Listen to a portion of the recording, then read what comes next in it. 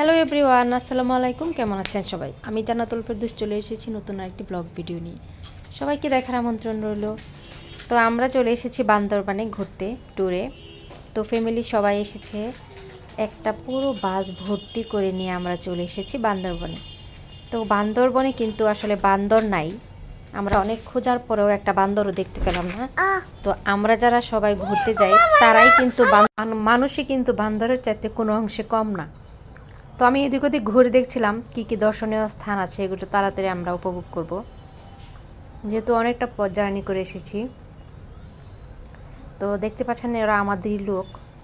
এখানে যাওয়ার পরে সবারই চোখ পড়লো জিপ লাইনের উপরে। তো সবাই জিপ লাইনে উঠবে, একে একে আমরা সবাই জিপ লাইনের ওখানে চলে গেলাম। প্রথমে মহিমা তো একদম পাগল হয়ে গেছে, আম্মু আমাকে জিপ লাইনে চড়তে দাও। তো আগে জিনিসটা আমাকে বুঝতে দাও কি এটা আসলে, আমি তো বুঝতেই পারতেছিলাম না।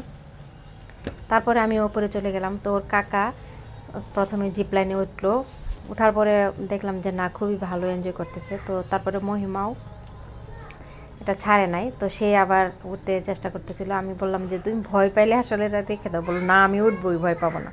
তো এই তো মহিমাও জিপ লাইনে চলে গেল। এটা কিন্তু একটা খুবই আশ্চর্যজনক একটা জিনিস, নতুন একটা অভিজ্ঞতা নিয়ে আসলাম। তো খুবই চমৎকার, একদম একটা নদী বললে ভুল হবে, একটা সাগরের মতোই প্রায়। তো সবাই আমরা একে একে কিন্তু চড়লাম জিপ লাইনে।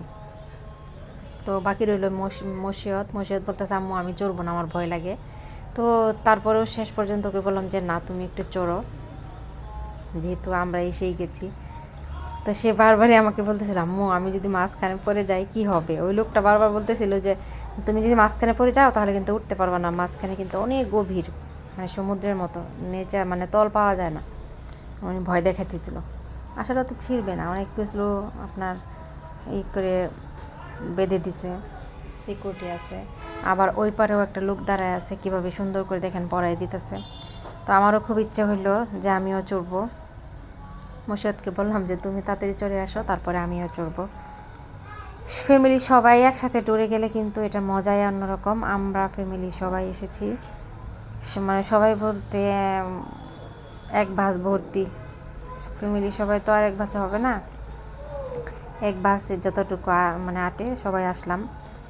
তো এই প্রথম বাসে করে আমরা মানে বান্দরবন দেখতে আসলাম।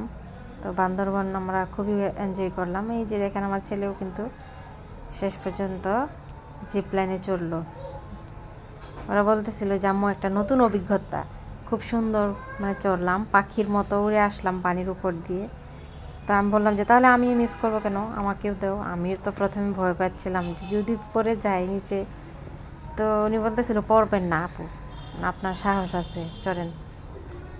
পরে বিসমিল্লাহ বলে রেডি হওয়া শুরু করলাম। তারপরেও আমার মানে বুকের ধুকধুকানিটা তো করতেই ছিল, সত্যি কথা, বুকে ধুক করতেছিল। আমি একটু ভয় পাইতেছিলাম।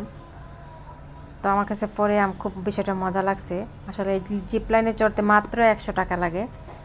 আমি মহিমা মসিয়ত সবাই উঠলাম জিপ লাইনে। নতুন অভিজ্ঞতা, দেখেন কত সিকিউরিটি,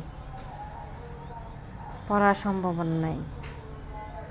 ভালো, আমাকে বলতেছি তোমার কেমন, যে আমি বললাম যে ভালো, চড়বো এখন আমি লাভ দিব এখান থেকে, বান্দরবনের জিপ লাইন থেকে আমি এখন লাভ দিব।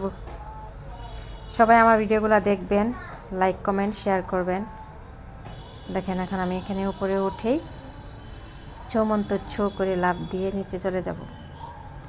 নিচ থেকে আবার ওই পার থেকে আবার হেঁটে আসতে হয়, ওইদিকে আবার কতগুলো রিসোর্ট আছে, ওগুলো দেখে আসলাম। কত বাচ্চাদের রাইড আছে, ওগুলো সব কিছু দেখে তারপরে আসলাম।